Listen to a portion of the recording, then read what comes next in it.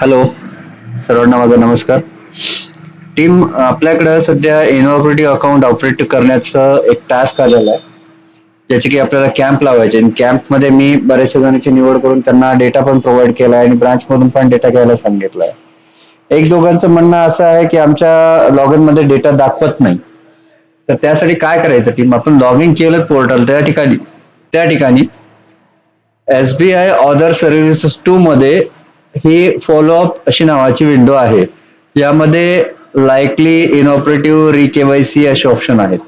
ठीक आहे, या ठिकाणी follow up the record inoperative likely to be inoperative re KYC due असं एक ऑप्शन आहे. या ठिकाणी आपल्याला करायचं काय की इनऑपरेटिव्ह डेटा हा सिलेक्ट करायचा आणि सबमिट करायचा, फक्त सबमिट करायचा. सबमिट केला की आपल्या आयडीशी लिंक असलेले इनऑपरेटिव्ह अकाउंट आपल्याला सगळे त्यांनी दाखवणार, त्या व्यक्तीचं नाव दाखवणार. आता याच्यामध्ये एक प्रश्न असा असणार आहे की सर आम्ही यांचे मोबाईल नंबर नाहीत तर काढू कुठून?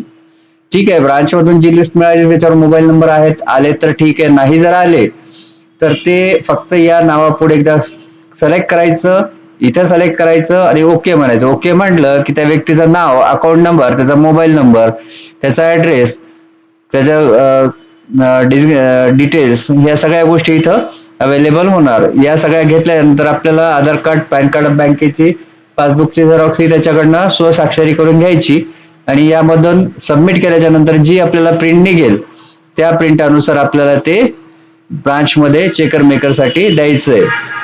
जो द्यायचं गरज नाहीये, बट राहिलं रेकॉर्ड आपल्याकडे तर कधीही चांगलं. ते दिलं की तिथून सर आपल्याला लगेच ते चेकर मेकर करून देतील आणि ते अकाउंट ऍक्टिव्ह होऊन जाईल. ऍक्टिव्ह झालं म्हणजे ते आपलं काम एक ऑपरेटिव्ह अकाउंट झालं. याच्यामध्ये ह्या व्यक्तीचं आता ना JJBY झालेलं नाही, APY झालेलं नाही, SBI झालेलं आहे.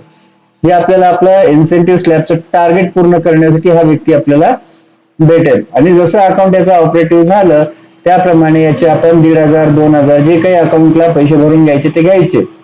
त्याचं आपलं एकदा सोशल सिक्युरिटी निघालं, ते अकाउंट ऑपरेट झालं, मग त्या कस्टमरची जिम्मेदारी की त्यानं ते हँडल करावं त्या ऑपरेटिव्हला, त्या अकाउंटला. ठीक आहे, हे झालं इनऑपरेटिव्ह साठीचं. सेम प्रोसेस आहे त्याच्यामध्ये likely to be inoperative account. Likely to be inoperative account म्हणजे जे 3 महिन्यामध्ये बंद पडणारे अकाउंट असे याची लिस्ट आहे. ते पण सेम आहे. इथं लाईकली टू बी सिलेक्ट करायचं, सबमिट करायचं. सबमिट केलं की या पुढच्या 3 महिन्यामध्ये बंद पडणारे अकाउंट आपल्याला दिसणार.